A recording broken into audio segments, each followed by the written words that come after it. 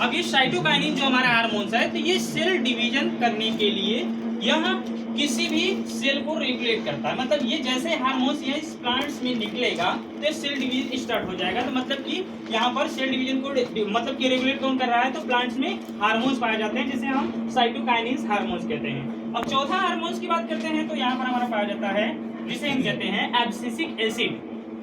Abscisic acid.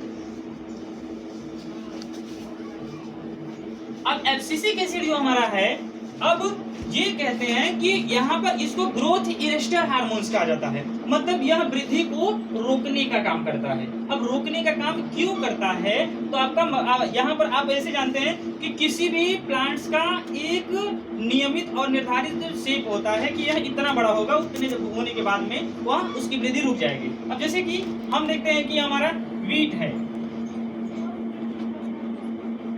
Wheat आप जानते हैं जिसे हम गेहूं कहते हैं। अब ये हमारे गेहूं है। अब गेहूं की अगर फसल की बात किया जाए तो हमारे इंडिया में अगर देखते हैं तो 3 फीट से लेकर के 4 फीट तक बताई जाती है।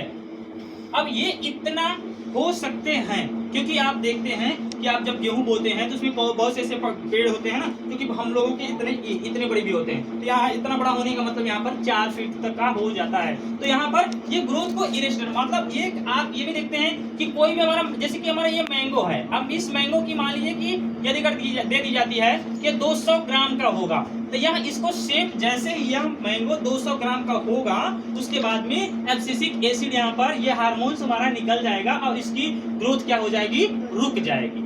उसके बाद में हमारा जो 5वां हार्मोन पाया जाता है, तो अब ये 5वां हार्मोन जैसे हम कह सकते हैं एथाइलिन। अब ये हमारा एथाइलिन हार्मोन